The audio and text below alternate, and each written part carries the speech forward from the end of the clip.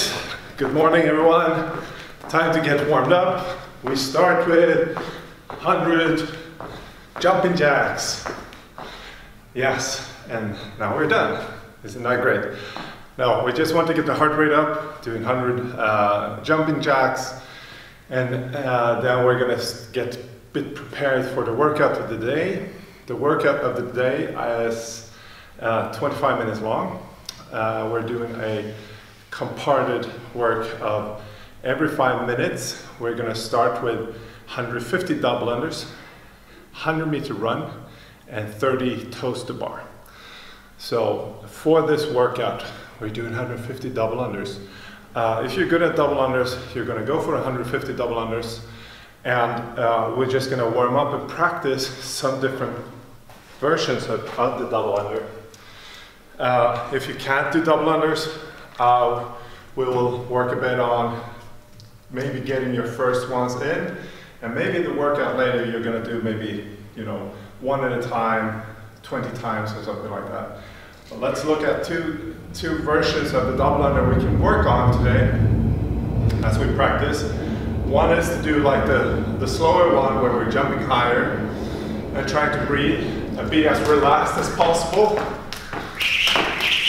So I really try to focus on just keeping myself as relaxed as possible, and maybe I can just endure to do 150 or maybe 50 at a time and keeping the heart rate quite low. Or I might try to go for it. And this is a bit of like tempo, challenging your tempo a bit. So we start with regular, slow ones, and then we start to increase the speed.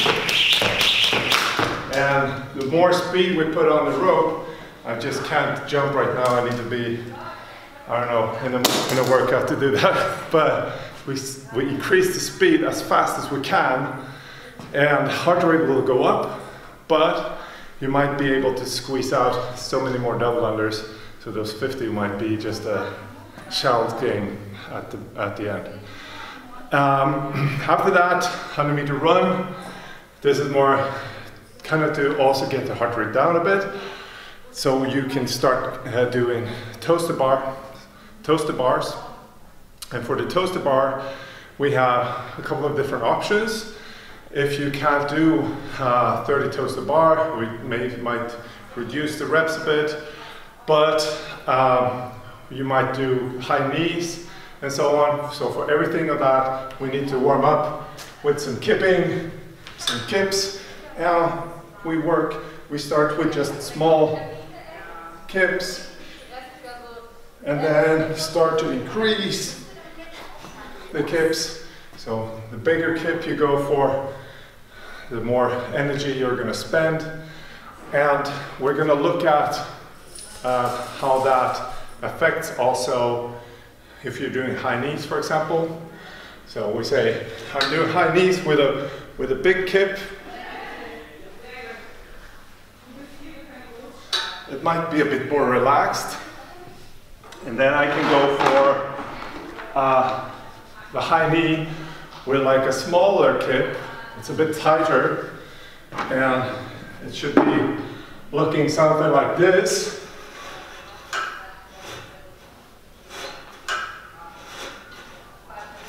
So every time I come down, I try to create tension and explode back up again.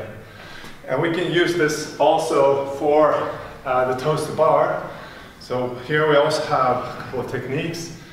We can use the straight leg toes to bar, where we minimize the movement in our joints. We try to just work with the hip as much as possible. So legs are going to be straight, and it's going to look something like this.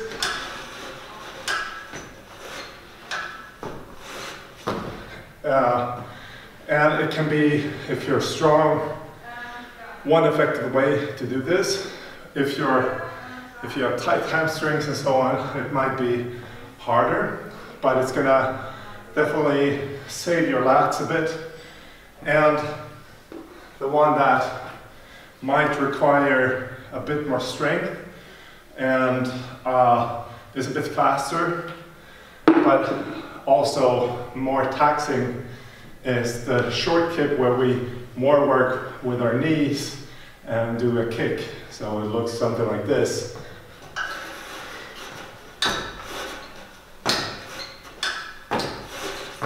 So fast return and then kick back up. So we have time to practice in that, and then we hit the workout, 5 rounds. Those 5 rounds, of course, want to see how fast you can go, and we try to have at least 1 minute of rest in between, or maybe you're just gonna go 5 rounds back to back. We'll see. All right, good luck, and let us know how it goes, and hopefully these small tips helped you a bit. Okay, next time.